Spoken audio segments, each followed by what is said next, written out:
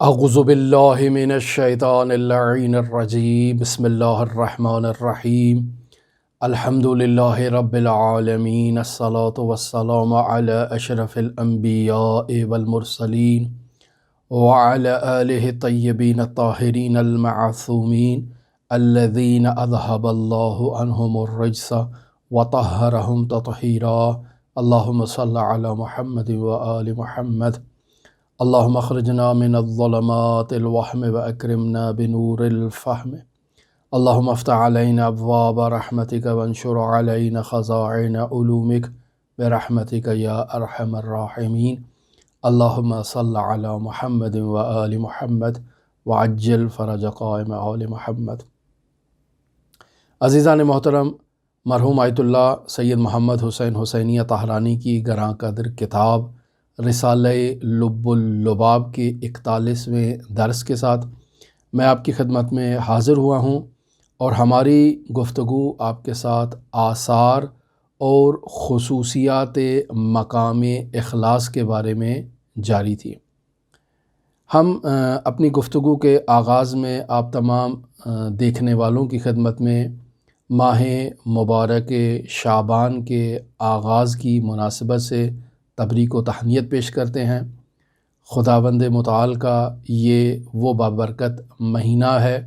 جس میں ہماری آخری حجت اور ہمارے ولی امر حضرت صاحب العصر والزمان کی ولادت باسعادت ہے۔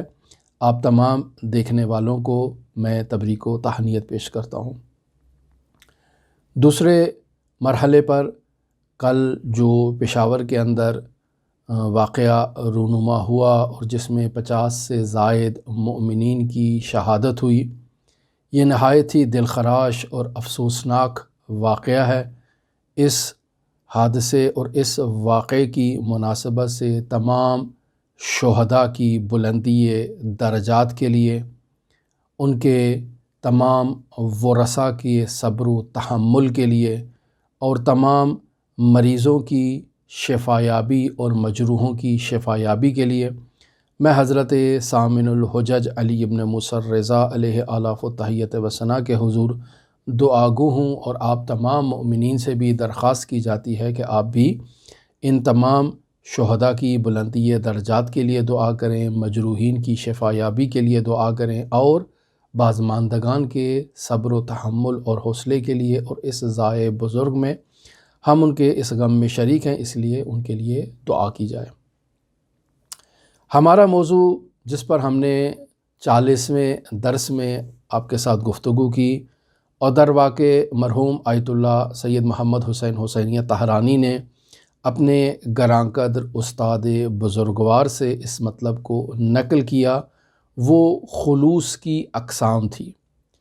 پہلی خلوص یعنی انسان کے عمل میں خلوص کا ظاہر ہونا،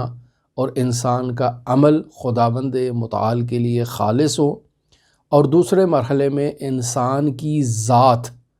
خداوند متعال کے لیے خالص ہو۔ عمل خالص ہو یعنی اس عمل میں ریا نہ پائی جائے، کسی قسم کی ملاوٹ نہ پائی جائے، دکھاوا نہ ہو اس عمل میں، اور انسان جب اپنے عمل کو خالصتاً خداوند متعال کی قرب اور خوشنودی کے لیے انجام دے، اپنے محبوب کے حضور شرف تشرف حاصل کرنے کے لیے انسان عمل کو انجام دے، تو اس کے عمل میں خلوص آتا ہے۔ عمل میں خلوص کے نتیجے میں ذات سالک خالص ہو جاتی ہے خداوند متعال کے ساتھ۔ اور بیان ہوا کہ حضرات ائمہ معصومین سیما حضرت سید الاوصیاء علیہ آلاف و تحیت و ثنا فرماتے ہیں کہ الہی ما عبدتک خوفا من النار، اے میرے پروردگار، میں آگ کے خوف سے تیری عبادت نہیں کرتا ہوں، میں کسی طمع و لالچ میں تیری عبادت نہیں کرتا ہوں، بل وجدتک اہلا للعبادہ، میں نے تجھے عبادت کے لائق پایا ہے، لہٰذا میری عبادت نہ تو جو ہے وہ غلاموں والی عبادت ہے، نہ تو میری عبادت تجار والی عبادت ہے، بلکہ میری عبادت احرار والی عبادت ہے۔ لہٰذا وہ افراد جو خداوند متعال کے لیے مخلص ہو جاتے ہیں، یعنی جن کی ذات خداوند متعال کے لیے خالص ہو جاتی ہے، تو ایسے افراد کی عبادت احرار ہوتی ہے۔ یہ مطلب ہم نے تفصیل سے آپ کی خدمت میں بیان کیا، اور اب ہماری گفتگو جو ہے وہ اس کے آثار کے بارے میں ہے، خلوص کے۔ اور ہم نے اپنی گزشتہ گفتگو میں اس مطلب کو بے بانگ دہل بیان کر دیا تھا کہ جب تک ایک سالک کے عمل میں اور سالک کی ذات میں اخلاص نہ پایا جائے، وہ بلند عرفانی مقامات تک نہیں پہنچ سکتا۔ آج کی گفتگو کو آغاز کرنے سے پہلے میں ایک دو مقدمے آپ کی خدمت میں پیش کرنا ضروری سمجھتا ہوں کہ جنہیں جاننا ہماری اس کتاب کے آئندہ مطالب کو سمجھنے کے لیے نہایت ہی ضروری ہے۔ مثلاً ایک مقدمہ آپ کی خدمت میں در واقع اصطلاح کی وضاحت پیش کرنا چاہتا ہوں۔ ہمارے ہاں ایک کلمہ استعمال ہوتا ہے تشریع، اور ایک کلمہ استعمال ہوتا ہے تکوین۔ بس اوقات کلمہ تشریع کے ساتھ امر تشریعی اور کلمہ تکوین کے ساتھ امر تکوینی استعمال کیا جاتا ہے۔ بس اوقات ولایت کے کلمے کو ساتھ ایڈ کر دیا جاتا ہے، یعنی ولایت تشریعی اور ولایت تکوینی۔ سوال یہ پیدا ہوتا ہے کہ یہ کلمہ تشریع کیا ہے اور کلمہ تکوین کیا ہے؟ یہ کلمے اگر ہمارے سامنے واضح ہو جائیں تو میں سمجھتا ہوں شاید ہماری بہت ساری مشکلات حل ہو سکتی ہیں اس کتاب کو سمجھنے کے حوالے سے، اور اس کے علاوہ جو ہمارے معاشرے میں جو ابحاث رائج ہوتی ہیں ولایت تکوینی اور ولایت تشریعی کے حوالے سے، ان کو سمجھنے میں بھی آسانی پیدا ہوگی۔ اگر ہم کلمہ تشریع کو دیکھا جائے تو کلمہ تشریع آج کل کی جو اصطلاح اس کے لیے استعمال کی جا رہی ہے، اس کلمے کو یعنی در واقع کلمہ تشریع قانون گزاری کے معنی میں ہے، یعنی قانون کو وضع کرنا۔ لیکن جو اصطلاح خاص اس کے لیے استعمال کی جاتی ہے وہ ہے دینی امور میں قانون کو وضع کرنا تشریع کہلاتا ہے۔ نماز پڑھی جائے، روزہ رکھا جائے، زکوٰۃ کو ادا کیا جائے، حج کو انجام دیا جائے، خمس کو ادا کیا جائے، یہ سب امور تشریع ہیں جو خداوند متعال کی جانب سے ہمارے لیے بیان ہو چکے ہیں۔ پھر رفتہ رفتہ اسی کلمے کو مزید وسعت اختیار ہوئی اور انسان کے ارادے کے بارے میں کلمہ تشریع استعمال ہونے لگا، یعنی عالم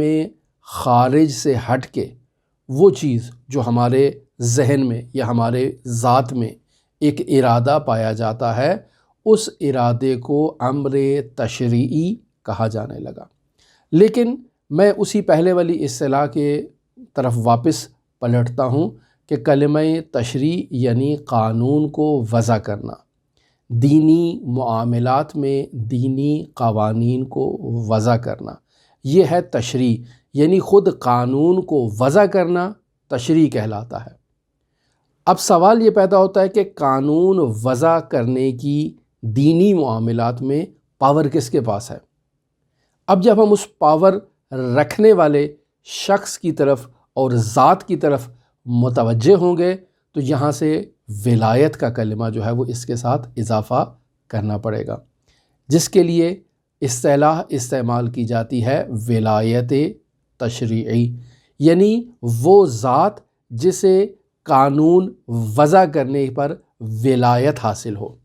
جو دینی معاملات میں قانون کو وضع کر سکے۔ تو یہاں یہ بات بے بانگ دہل کہی جاتی ہے کہ خداوند متعال کو حق تشریع حاصل ہے، یعنی ولایت تشریعی ذاتاً خداوند متعال کے ساتھ مخصوص ہے، اور کسی کو یہ ولایت حاصل نہیں ہے مگر وہ جسے خداوند متعال یہ ولایت تشریعی عطا کرے، جو انبیاء علیہم السلام یا انبیاء کے جانشین ہیں کہ جنہیں قانون کی تبیین میں یہ ولایت خداوند متعال کی طرف سے حاصل ہوتی ہے۔ پس خود کلمہ تشریع یعنی دینی معاملات میں قانون کو وضع کرنا، اب یہ قانون وضع کرنے کی صلاحیت کس کے پاس ہے؟ خداوند متعال کے پاس ہے، اور اس کے پاس ہے جسے خداوند متعال نے یہ ولایت عطا کی ہے، جو انبیاء علیہم السلام کا گروہ ہے یا ان کے جانشین جنہیں قانون کی تبیین میں خداوند متعال کی طرف سے ولایت حاصل ہے۔ تو یہاں کلمہ تشریع بھی واضح ہو گیا یعنی قانون گزاری، ولایت تشریعی بھی واضح ہو گیا کہ کسے ولایت حاصل ہے قانون کے وضع کرنے میں، اور تیسرا مسئلہ امر تشریعی سے متعلق ہے، یعنی تشریع یعنی قانون گزاری، اور امر تشریعی یعنی رفتہ رفتہ آہستہ آہستہ یہی کلمہ استعمال ہونے لگا انسان کے ارادے کے بارے میں، اور جب ارادے کے بارے میں کلمہ استعمال ہونے لگا تو اس کلمے کا انسان کی ذات سے باہر کوئی تعلق نہیں ہے، بلکہ انسان کی ذات کے اندر جو ہے وہ ارادہ جو انسان کا پایا جاتا ہے اس سے متعلق اس کلمے کا تعلق ہے، لہٰذا اس ارادے کو امر تشریعی کہا جائے گا۔ اب ہم آ جاتے ہیں کلمہ تکوین کے اوپر۔ کلمہ تشریع میں ہم نے کہا کہ انسان کی ذات کے اندر پایا جاتا ہے، اور کلمہ تکوین انسان کی ذات سے باہر چلا جائے گا، یعنی عالم خارج، عالم وجود اور عالم ہستی کو عالم تکوین کہا جاتا ہے، اور اس اصطلاح میں جو امور تکوینی ہیں، امور واقعی ہیں، ان امور واقعی کو، امور خارجی کو امور تکوینی کہا جاتا ہے، اور ہر وہ چیز جس کی بنیاد، جس کی جڑ، جس کا ریشہ انسان کے وجود سے باہر ہو، یعنی انسان کے ذہن سے باہر عالم خارج میں جس کی بنیاد اور جس کی حقیقت پائی جائے اسے امر تکوینی کہا جاتا ہے۔ اب یہاں پر کلمہ استعمال کیا جاتا ہے ولایت تکوینی۔ ولایت تکوینی سے یہاں پر کیا مراد ہے؟ ولایت تکوینی اس کا مطلب یہ ہے یعنی ایجاد کرنے کی پاور کا ہونا، یعنی جسے یہ طاقت حاصل ہو، جسے یہ پاور حاصل ہو کہ وہ کسی چیز کو عالم خارج میں ایجاد کرے۔ اس پاور رکھنے والے کو کہتے ہیں کہ اس کے پاس ولایت ہے کہ یہ عالم خارج میں کسی چیز کو ایجاد کر رہا ہے، تو ہم کہتے ہیں کہ اسے ولایت تکوینی حاصل ہوتی ہے۔ خداوند متعال کو بھی ولایت تکوینی حاصل ہے، ائمہ معصومین علیہم السلام کو بھی ولایت تکوینی حاصل ہے، مجھے بھی ولایت تکوینی حاصل ہے۔ کیا مراد ہے؟ اس اصطلاح کو سمجھنے کی ضرورت ہے۔ یعنی خداوند متعال بھی عالم خارج میں کسی چیز کو ایجاد کر سکتا ہے، حضرات ائمہ معصومین علیہم السلام بھی عالم خارج میں کسی چیز کو ایجاد کر سکتے ہیں، میں خاکی انسان بھی عالم خارج میں کسی چیز کو ایجاد کر سکتا ہوں۔ اب سوال یہ پیدا ہوتا ہے کہ یہ جو ایجاد کا پاور اور صلاحیت ان میں پائی جاتی ہے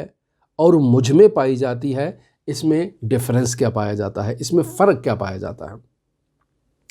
خداوند متعال نے جب عالم خارج میں کسی چیز کو ایجاد کرنا ہے تو وہاں خداوند متعال کا ارادہ کافی ہے کسی چیز کے تحقق کے لیے۔ اذا اراد اللہ شیئا ان یقول لہ کن فیکن، خداوند متعال جب کسی چیز کا ارادہ کرتا ہے تو اسے کہتا ہے ہو جا، تو وہ ہو جاتی ہے۔ یہاں پر علماء بیان کرتے ہیں کہ کن کی بھی ضرورت نہیں ہے، ان یقول لہ اسے وہ کہتا ہے کہ کن ہو جا فیکن تو وہ ہو جاتی ہے، نہیں، بلکہ یہ ارادہ ہی کافی ہے اس شے کے عالم خارج میں تحقق کے لیے، اور وہ شے عالم خارج میں آ جاتی ہے۔ یہ ہے خداوند متعال کی پاور اور خداوند متعال کی ولایت عالم تکوین میں، یعنی عالم خارج میں اشیاء کے ایجاد سے متعلق۔ لہٰذا خداوند متعال نے ارادہ کیا تو اشیاء خارج میں محقق ہو گئی۔ اب یہاں پر بحث ہوتی ہے کہ کیا ائمہ معصومین اور انبیاء علیہم السلام کو بھی ولایت تکوینی حاصل ہے یا ولایت تکوینی حاصل نہیں ہے؟ تو جس طرح ولایت تشریعی کی بات ہم نے آپ کی خدمت میں بیان کی کہ ذاتاً ولایت تشریعی خداوند متعال کو ہے، اور پھر خداوند متعال جسے یہ ولایت عطا کرے وہ بھی عالم خارج میں اشیاء کو ایجاد کر سکتا ہے، تو اسی میں یہ مطلب بیان کیا جاتا ہے کہ حضرات انبیاء علیہم الصلاۃ والسلام اور حضرات ائمہ معصومین علیہم الصلاۃ والسلام بھی بِإِذْنِ اللہ جب ارادہ کرتے ہیں تو عالم خارج میں وہ چیز محقق ہو جاتی ہے۔ اور پھر انبیاء علیہم الصلاۃ والسلام، ائمہ معصومین علیہم الصلاۃ والسلام کے علاوہ خداوند متعال کے اولیاء خاص جب کسی چیز کا ارادہ کرتے ہیں تو خداوند متعال کے اذن سے وہ شے عالم خارج میں محقق ہو جاتی ہے۔ بس ولایت تکوینی کا دائرہ بھی یہاں پر وسیع ہو گیا۔ اب آتے ہیں اس مطلب کی طرف کہ میں بھی عالم خارج میں اشیاء کو ایجاد کر سکتا ہوں۔ اب میری اس ولایت تکوینی میں اور خداوند متعال کی ولایت تکوینی میں کیا فرق ہے؟ ہم نے وہاں عرض کیا کہ جب خداوند متعال ارادہ کرتا ہے تو وہ شے خارج میں محقق ہو جاتی ہے۔ اس ارادے کے وجہ سے اور ارادے کی بدولت وہ چیز خارج میں محقق ہو جاتی ہے، اسے کسی چیز کی ضرورت پیش نہیں آتی ہے۔ لیکن جب میں خارج میں کسی چیز کو ایجاد کرنا چاہتا ہوں، مثلا میں چاہتا ہوں کہ خارج میں ایک میز ہو جو ابھی موجود نہیں ہے، تو پہلے میں اپنے ذہن میں اس میز کا ایک نقشہ بناؤں گا اور اس نقشے کو آہستہ آہستہ اسباب اور علل کی مدد سے میں خارج میں محقق کرنا شروع کر دوں گا۔ یعنی پہلے میں نے ذہن میں نقشہ بنایا اس میز کا، پھر اس میز میں استعمال ہونے والا میٹیریل بازار سے لے کر آیا، مثلا لکڑی لے کر آیا، گوند لے کر آیا، آری لے کر آیا، اور جو کیل وغیرہ جو بھی مجھے اس میز کی بناوٹ میں جن مقدمات کی اور جن اسباب کی ضرورت تھی ان اسباب کو میں لے کر آیا، اور پھر اس میز کے نقشے کو جو میرے ذہن میں موجود تھا میں نے انہی اسباب کی مدد سے محنت کرنے کے ساتھ ساتھ رفتہ رفتہ عالم خارج میں اس کو ایجاد کیا۔ بس یہ عالم خارج میں کسی چیز کو ایجاد کرنا تکوین کہلاتا ہے، اور اس ایجاد کرنے کی جو صلاحیت ہے اسے کہا جاتا ہے کہ یہ اس شخص کے پاس یہ ولایت حاصل ہے، یہ اس کے پاس توانائی حاصل ہے کہ وہ خارج میں ایک شے کو ایجاد کرے۔ اور تفاوت کیا ہوا ولایت تکوینی پروردگار اور ولایت تکوینی انسان میں؟ اس میں تفاوت یہ ہے کہ خداوند متعال کا ارادہ ہی کافی ہے اس شے کے عالم خارج میں محقق ہونے کے لیے۔ انبیاء اور ائمہ معصومین یا ان کی تبعیت میں اولیاء کرام علیہم الصلاۃ والسلام بھی بِإِذْنِ اللہ، اس قید کو مد نظر رکھیں کہ بِإِذْنِ اللہ کا ہونا ضروری ہے۔ خداوند متعال کی اجازت سے، اس کی اس ولایت کے توسط سے جب ارادہ کرتے ہیں تو عالم خارج میں شے جو ہے وہ محقق ہو جاتی ہے بغیر کسی مقدمے کے۔ لیکن اگر مقدمے کے ساتھ ولایت کو مد نظر رکھا جائے تو یہ وہی ولایت ہے کہ انسان عالم خارج میں کسی شے کو ایجاد کرتا ہے۔ ممکن ہے اس کے لیے کلمہ ولایت کا استعمال کرنا بھی مسامحہ ہو، لیکن ہم نے ایک بات کو ترتیب کے ساتھ آپ کے اذہان عالیہ تک منتقل کرنے کے لیے اس بات کو مکمل وضاحت کے ساتھ آپ کی خدمت میں پیش کر دیا کہ یہ مطلب ہمارے لیے آسان ہو جائے اور اس کو سمجھنا، اس میں جو دشواری موجود ہے وہ برطرف ہو جائے۔ اب یہاں سوال یہ پیدا ہوتا ہے کہ اس میں مشترکات کیا ہیں، یعنی تکوین میں اور تشریح میں مشترکات کیا ہیں، اور آپس میں مفترقات اور وہ چیز جو ان دونوں کو جدا کرے وہ کیا چیز ہے۔ تشریح اور تکوین دونوں میں، دونوں کلمات میں ایجاد کی پاور موجود ہے۔ یعنی کلمہ تشریح میں قانون کو وضع کرنا یعنی ایجاد کرنا، پہلے قانون نہیں تھا، قانون کو وضع کیا، وہاں پر بھی ایجاد ہے، اور عالم ذہن میں اس کو ایجاد کرنا۔ تکوین میں یعنی عالم ذہن سے خارج کسی شے کو ایجاد کرنا۔ پس دونوں کلموں میں ایجاد کا کلمہ پایا جاتا ہے۔ اب ان دونوں میں افتراق کیا ہے؟ تشریح میں جب ہم بات کرتے ہیں تو تشریح میں جو چیز ایجاد کی جا رہی ہے اس کا تعلق عالم خارج سے نہیں ہے بلکہ عالم ذہن سے ہے، عالم اعتبار سے ہے۔ ایگریمنٹ، قرارداد، ایک معاشرتی اصول کو تدوین کرنا، یہ معاشرتی اصول کسی دفتر میں، کسی کتاب میں، کسی ڈائری میں، کسی چیز کے اندر ہوگا، اس کا عالم خارج میں کوئی وجود نہیں ہے۔ یہ ایک ایگریمنٹ ہے، ایک قرارداد ہے، ایک قانون ہے جسے وضع کیا گیا ہے، یہ خارج میں نہیں پایا جاتا ہے، یہ قانون الہی ہے۔ جبکہ تکوین میں شے جو ہے وہ ذہن سے باہر عالم خارج میں محقق ہوتی ہے اور پائی جاتی ہے۔ اب یہاں پر اس کتاب کے اندر ایک عبارت آیت اللہ طحرانی نے استعمال کی، جو عبارت ہے جس میں کلمہ تشریعی استعمال ہوا ہے، یعنی مراد یہاں ہے کہ وہ چیز جس کا ہمارے ارادے سے کوئی تعلق نہیں ہے، اور پھر ایک جگہ اس میں کلمہ تکوین اگر استعمال کیا جائے تو وہ چیز جس کا ہمارے ارادے سے تعلق ہے اور رابطہ پایا جاتا ہے۔ اب اگر ہم اسی کتاب میں آگے جا کر اس مطلب کی طرف اشارہ کریں تو ایک دوسرا مقدمہ ہم بیان کرنا آپ کی خدمت میں ضروری سمجھتے ہیں، یعنی در واقع یہاں پر بھی ہم دو اہم سوالات کو آپ کی خدمت میں بیان کرنے کی کوشش کریں گے۔ پہلا سوال یہاں پر یہ پیدا ہوتا ہے کہ شیطان جو ہے وہ ہم انسانوں کو کیسے گمراہ کرتا ہے، یعنی شیطان ہے، آیا ہے، ہمیں گمراہ کرنا چاہتا ہے، تو یہ ہمیں کیسے گمراہ کرے گا، یہ ایک سوال پیدا ہوتا ہے۔ اب یہاں اس سوال کے جواب میں یہ کہا جائے گا کہ شیطان کسی چیز کی تصویر کو ہمارے سامنے لے کر آئے گا، اور پھر ہم اس تصویر کو دیکھنے کے بعد اس کی طرف جذب ہو جائیں گے، کھینچے چلے جائیں گے۔ جب ہم ایک تصویر کی طرف کھینچے چلے جائیں گے تو یقینی بات ہے وہ مقام جس مقام پر ہم پہلے موجود تھے، ہم نے اس مقام کو ترک کیا، اور قوت جاذبہ اور کشش جو ہے وہ ہمیں ایک دوسری طرف لے گئی، اور وہ جو مقام جس پر ہم پہلے سے موجود تھے، جس مقام کو مقام اعتدال کہا جائے، ہم نے اس مقام اعتدال کو ترک کر دیا اور تفریط کی طرف چلے گئے اور پستی کی طرف چلے گئے۔ یہ ہے شیطان کا ہمیں گمراہ کرنا۔ اب یہاں یقینی بات ہے سوال اذہان عالیہ میں آ سکتا ہے کہ شیطان ہمیں تو اس طرح سے گمراہ کر لیتا ہے، تو پھر یہ شیطان انبیاء علیہم الصلاۃ حضرات معصومین علیہم الصلاۃ یا اولیاء الہی کو گمراہ کیوں نہیں کر سکتا؟ یہ ایک سوال پیدا ہوتا ہے۔ تو اس سوال کے جواب میں ایک واضح سا موقف آپ کی خدمت میں بیان کر دوں کہ یہ وہ ہستیاں ہیں، یعنی انبیاء، معصومین اور اولیاء،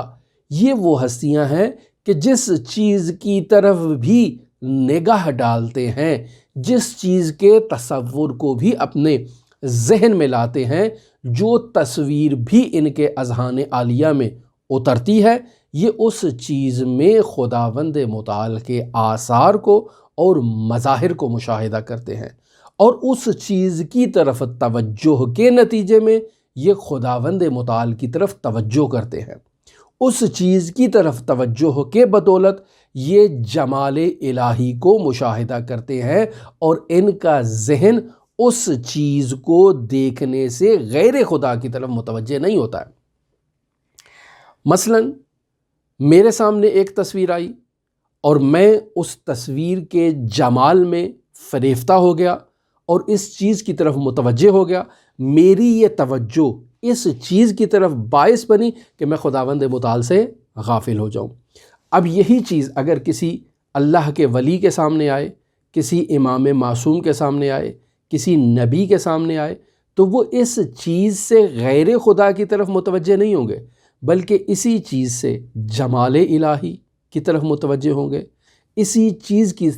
طرف دیکھنے سے وہ توحید الہی کی طرف متوجہ ہوں گے، اور اپنی توجہ کو غیر خدا کی طرف نہیں لے کر جائیں گے بلکہ خدا کی طرف لے کر جائیں گے۔ لہٰذا ہمارے سامنے جب شیطان کسی چیز کو خوبصورت انداز میں پیش کرتا ہے، ہم اس چیز میں جذب ہو جاتے ہیں اور خداوند متعال سے انصراف اختیار کرتے ہیں اور دوری اختیار کرتے ہیں اور گناہ میں مبتلا ہو جاتے ہیں۔ انبیاء کرام علیہم الصلاۃ والسلام، ائمہ معصومین علیہم الصلاۃ والسلام اور اولیاء خدا علیہم الصلاۃ والسلام کے سامنے جب کوئی بھی تصویر شیطان لے کر آئے تو وہ اس تصویر کو مشاہدہ کرنے سے غیر خدا کی طرف متوجہ نہیں ہوتے، بلکہ اسی تصویر کو دیکھنے سے خداوند متعال کی طرف متوجہ ہوتے ہیں،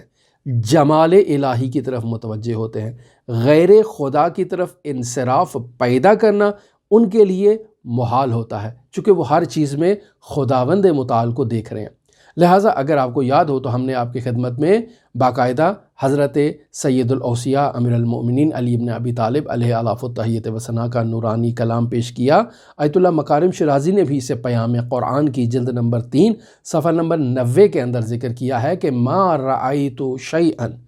میں نے کسی شے کو نہیں دیکھا، الا مگر یہ کہ رأیت اللہ قبلہ و بعدہ و معہ، میں نے اس شے سے پہلے بھی خدا کو دیکھا،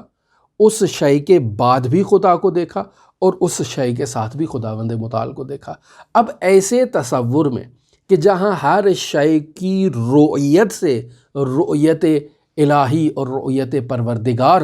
جو ہے وہ سامنے آئے، تو یہاں پر انسان کبھی بھی گمراہ نہیں ہو سکتا ہے۔ لہٰذا وہ اہم سوال کہ شیطان ہم لوگوں کو تو گمراہ کرتا ہے، انبیاء کو، ائمہ کو یا اولیاء کو گمراہ نہیں کر سکتا، تو اس کی بنیادی وجہ یہی ہے کہ وہ جس چیز کو بھی مشاہدہ کرتے ہیں اس میں خداوند متعال کی توحید کو، خداوند متعال کی توحید کے آثار کو اور جمال الہی کو مشاہدہ کرتے ہیں۔ لہٰذا غیر خدا کی طرف انصراف پیدا کرنا ان کے لیے ممکن ہی نہیں ہے، جبکہ ہم خداوند متعال سے انصراف پیدا کر لیتے ہیں، جس وجہ سے ہم جو ہیں وہ خدا سے دوری کے باعث اس شے کی طرف جذبہ اختیار کرتے ہیں، اور اس شے میں جو ہے وہ گم ہو جانے کی وجہ سے ہم اپنی ہویت گم کر دیتے ہیں اور گناہ میں مبتلا ہو جاتے ہیں۔ یہاں ایک اور سوال بھی نہایت ہی اہم ہے جسے میں آپ کی خدمت میں بیان کرتا چلوں۔ ایسا معلوم ہوتا ہے کہ مخلصین، یعنی یہ جو میں نے آپ کی خدمت میں ابھی جواب پیش کیا، تو اس جواب میں میں نے انبیاء کو بھی بیان کیا، انبیاء کے ساتھ ساتھ میں نے آپ کی خدمت میں معصومین علیہم الصلاۃ والسلام کو بھی بیان کیا، اور معصومین کے ساتھ ایک اور میں نے جو ہے وہ اضافہ کر دیا، وہ اولیاء کا ہے۔ اب میری اس جواب سے یہ ایک سوال ذہن میں آتا ہے کہ انبیاء بھی گناہ سے پاک و پاکیزہ ہو گئے، معصومین بھی گناہ سے پاک و پاکیزہ ہو گئے، اور اولیاء الہی بھی گناہ سے پاک و پاکیزہ ہو گئے، تو سوال تو یہ پیدا ہوتا ہے کہ انبیاء بھی معصوم، ائمہ بھی معصوم، تو پھر آپ کے اس جواب سے ایسے محسوس ہو رہا ہے کہ اولیاء بھی معصوم ہیں۔ ظاہری بات ہے، شیطان ان کے سامنے جب کوئی تصویر لے کر آئے گا تو وہ اس تصویر سے جمال الہی کی طرف متوجہ ہوں گے، کبھی گناہ ہی نہیں کریں گے۔ جب وہ گناہ ہی نہیں کریں گے تو یقینی بات ہے کہ وہ بھی گناہ سے پاک و پاکیزہ ہوں گے، اور ان کے لیے بھی ایک عصمت کا ٹائٹل جو ہے وہ ابھر کر سامنے آتا ہے۔ میں یہاں پر اگر اس مثال کو تھوڑا اور ملموس انداز میں پیش کرنا چاہوں آپ کی خدمت میں، تو یہ بات بالکل اب واضح سی ہو گئی کہ ہم کیا کہنا چاہ رہے ہیں، یعنی بالکل واضح سی بات ہے کہ انبیاء کو بھی شیطان گمراہ نہیں کر پا رہا، ائمہ کو بھی گمراہ نہیں کر پا رہا، اور اللہ کے مخلص بندوں کو، یہ قرآنی تعبیر ہے، میں نے خود اپنی طرف سے اضافہ نہیں کیا، قرآن مجید کی یہ تعبیرات ہیں کہ خداوند متعال مخلص بندوں کو گمراہ نہیں کر سکتا، چونکہ خود شیطان نے اس بات کا اعتراف کر لیا ہے، اور آیت اللہ تہرانی بھی اس کو یہاں پر نقل کر رہے ہیں۔ اب جب ایسے ہے تو سوال پیدا ہوتا ہے کہ عصمت انبیاء و ائمہ اور عصمت مخلصین میں کیا فرق ہے؟ تو یہاں جواب آپ کی خدمت میں پیش کرنا چاہوں کہ اگر ہم مخلصین کی عصمت کی طرف نگاہ کریں تو ان کی عصمت جو ہے وہ عمومی عصمت ہے، یعنی عصمت عمومی مخلصین کے لیے ہے، جبکہ عصمت معصومین علیہم الصلاۃ والسلام وہ عمومی عصمت نہیں ہے، وہ ایک خاص نوعیت کی عصمت ہے۔ لہٰذا ہم اپنی گفتگو میں متعدد مرتبہ اس بات کو آپ کی خدمت میں بیان کر چکے ہیں کہ جب بھی آپ اولیاء کا مقایسہ کرتے ہیں حضرات ائمہ معصومین علیہم الصلاۃ والسلام کے ساتھ، تو اس بات کو اپنے ذہن میں رکھیں کہ یہ اولیاء الہی جتنے بھی بلند مقام پر فائز ہو جائیں، یہ ایک قطرہ ہیں ان کی عظمت کے دریا اور اوقیانوس اور بحر کے سامنے، یہ ایک قطرہ ہے، چاہے جتنے بھی بلند مقام پر پہنچ جائے۔ ہم آپ کی خدمت میں نقل کر رہے ہیں کہ عصمت کے 2 درجات ہیں۔ پہلا درجہ عصمت کا یہ ہے کہ ولی الہی کسی بھی گناہ میں مبتلا نہیں ہوتا ہے، یعنی گناہ کو جاننے کے بعد وہ اس گناہ کو انجام نہیں دیتا۔ یہ عصمت عمومی ہے، یعنی مجھے معلوم ہے کہ فلاں کام گناہ ہے، لہٰذا میں اس گناہ میں نہیں مبتلا ہوں گا۔ لیکن یہ بھی احتمال پایا جاتا ہے کہ خداوند متعال کی تشریع میں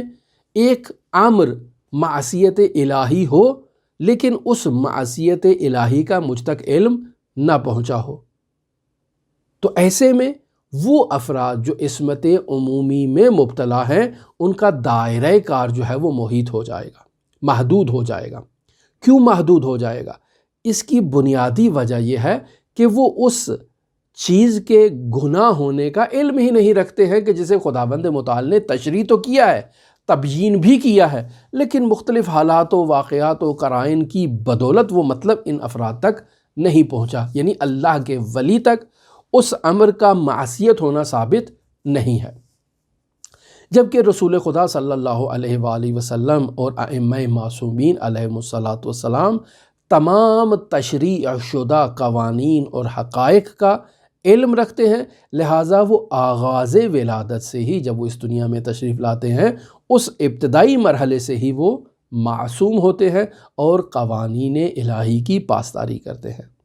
جبکہ یہ جو عصمت عمومی رکھنے والے افراد ہیں یہ رفتہ رفتہ جیسے جیسے ان کی معلومات میں اضافہ ہوتا جاتا ہے یہ عصمت کے مرتبے پر فائز ہوتے ہیں۔ میری مراد حضرات ائمہ معصومین علیہم السلام اور حضرات ائمہ معصومین علیہم السلام کے اولاد خاص وہ مراد نہیں ہے، بلکہ یہ اولیاء مراد ہیں کہ جو ہمارے علماء ہیں یا ہمارے بزرگان ہیں یا ہمارے دوسرے ہیں۔ کیوں؟ چونکہ ان کے لیے تو انہوں نے کہہ دیا کہ انت عالمۃ غیر معلمہ، کہ آپ تو ایک ایسی عالمہ ہیں کہ جسے استاد کی بھی ضرورت نہیں ہے، آپ خداوند متعال کی بارگاہ سے علم لے کر آئی ہیں۔ ظاہر ہے عالمہ غیر معلمہ یعنی وہ ذات کہ جس کا معلم خود خداوند متعال ہے، جو علم وہاں سے لے کر آئی ہو تو اسے علم تمام ان حقائق کا علم ہوگا جو خداوند متعال نے تشریع کر رکھے ہیں۔ لہٰذا عام اولیاء کو ان ہستیوں کے ساتھ کہ جو تعالی تل و معصوم یعنی جن میں عصمت پائی جاتی ہے ان سے مقایسہ اگر کریں گے تو یہ بھی ایک قطرہ ہوں گے ان عظیم ہستیوں کے بحر اوقیانوس کے اور عظمت کے مقابلے میں ایک قطرے کی حیثیت رکھیں گے۔ ہم آتے ہیں آیت اللہ طحرانی کی عبارت کے اوپر کہ جس میں آج آیت اللہ طحرانی جو ہیں وہ خلوص ذاتی کی خصوصیات کو بیان کرنا چاہ رہے ہیں۔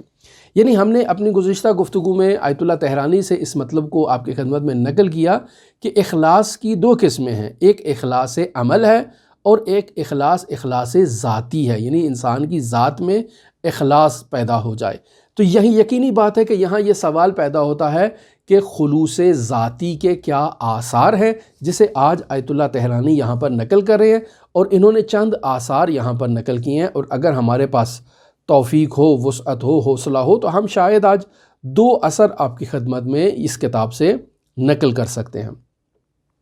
پہلا مطلب جسے آیت اللہ طحرانی بیان کر رہے ہیں وہ کہتے ہیں وبایت دانست کے چون کسی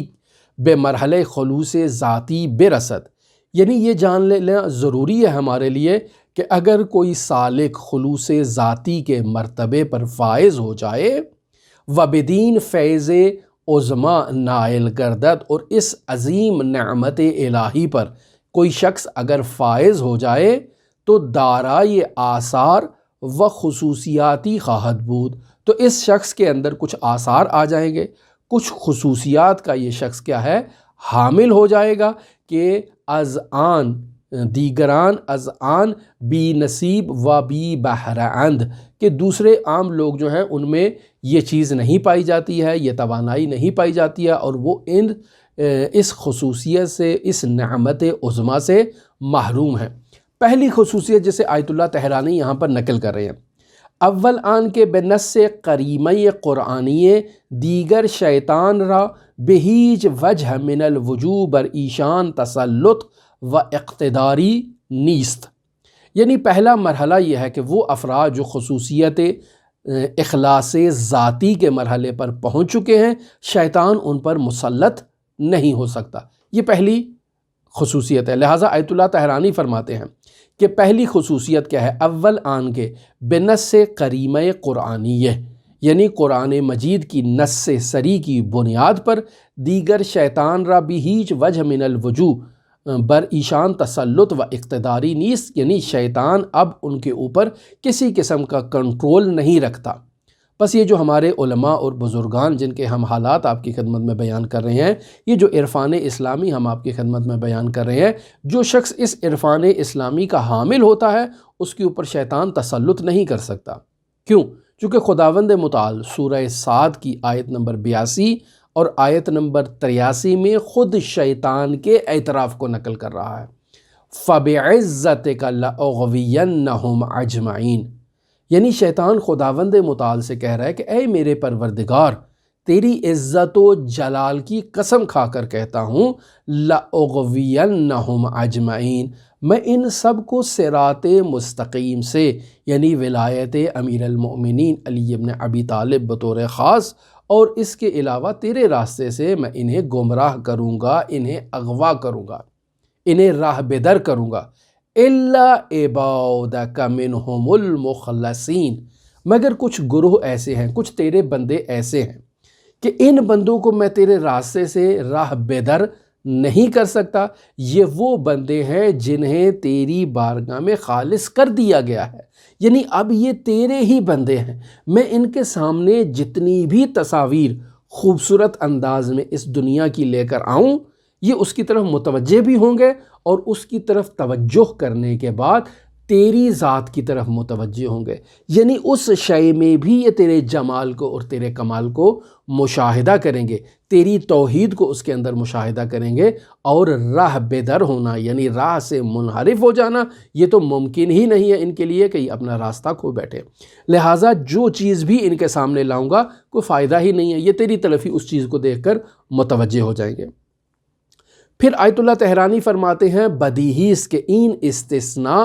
تشریعی نیست، یعنی وہ مقدمہ اپنے اذہان عالیہ میں رکھے، یعنی تشریع کیا ہے اور تقوین کیا ہے۔ تشریع یعنی قانون کو وضع کرنا ذہن کے اندر، یعنی ایسا نہیں ہے کہ اب خداوند متعال نے یہ قاعدہ اور یہ قانون وضع کر دیا ہے کہ بھئی شیطان تم نے اس قانون کو تجاوز نہیں کرنا اور تم نے انہیں گمراہ نہیں کرنا ہے۔ واضح سی بات ہے، آیت اللہ تہرانی کہتے ہیں کہ یہ استثناء جو یہاں پر بیان ہوا ہے، یہ اس آیہ میں استثناء یعنی الا عبادک منہم المخلصین، یہ جو استثناء قرار دیا ہے یہ استثناء تشریعی نہیں ہے، یعنی اسی لیے نہیں ہے کہ شیطان خدا کے حکم کی وجہ سے اب مجبور ہو چکا ہے اور انہیں راہ راست سے راہ بدر نہیں کر سکتا، ایسا نہیں ہے، بلکہ یہاں جو کلمہ تشریع، یہ جو کلمہ استعمال ہوا ہے، یہ کلمہ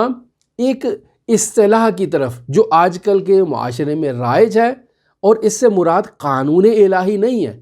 اس چیز کی طرف اشارہ کرنا چاہ رہا ہے۔ یعنی آیت اللہ تہرانی جو اس مطلب کو اشارہ کرنا چاہ رہے ہیں، یہ اس قانون اور اس اصطلاح رائج کو بیان کرنا چاہ رہے ہیں کہ یہ جو استثناء شیطان کو حاصل ہے، یہ شیطان ان کو گمراہ نہیں کر سکتا، ان مخلص بندوں کو۔ یہ استثناء امر تکوینی کے باعث ہے، یعنی شیطان انہیں گمراہ کر ہی نہیں سکتا ہے،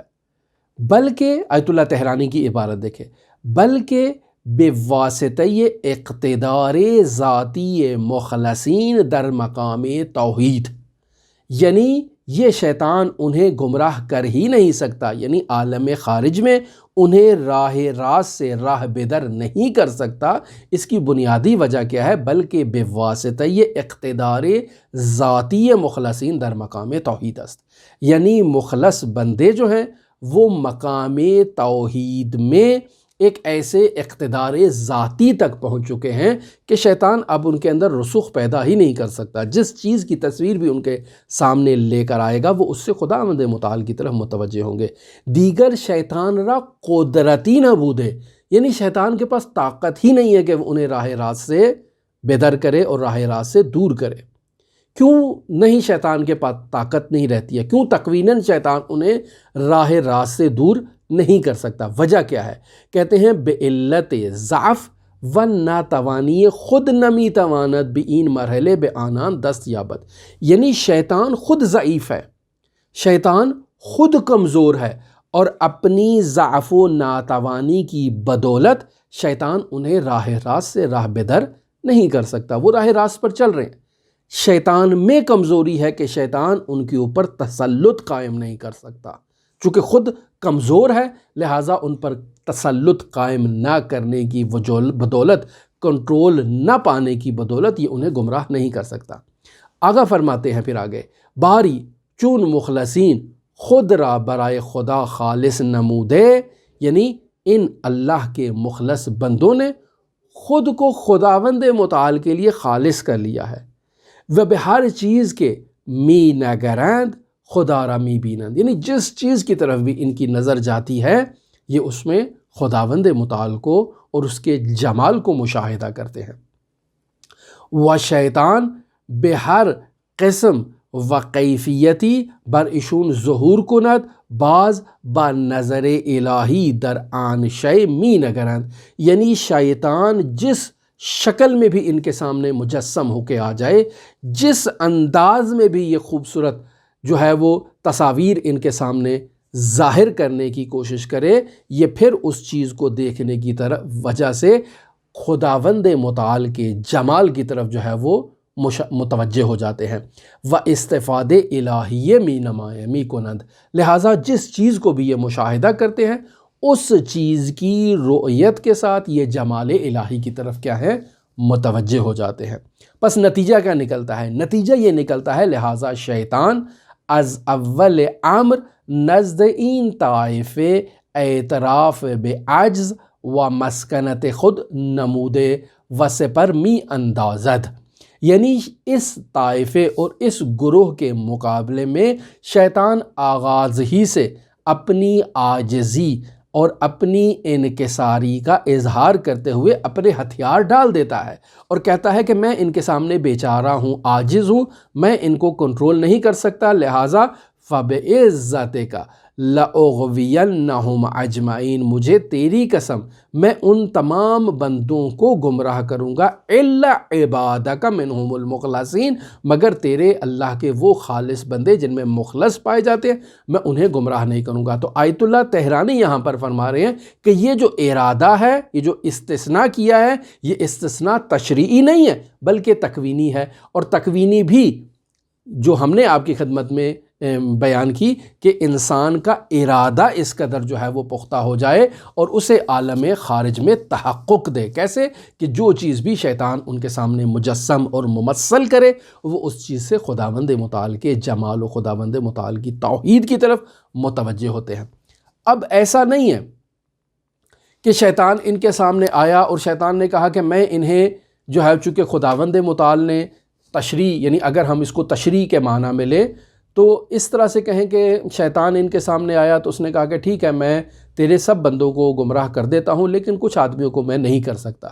ایسا نہیں ہے۔ وَإِلَّا شیطان ذاتش برائے اغواء بنی آدم است، یعنی ذات شیطان میں یہ چیز ہے کہ وہ بنی نوع بشر کو کیا کرے، گمراہ کرے۔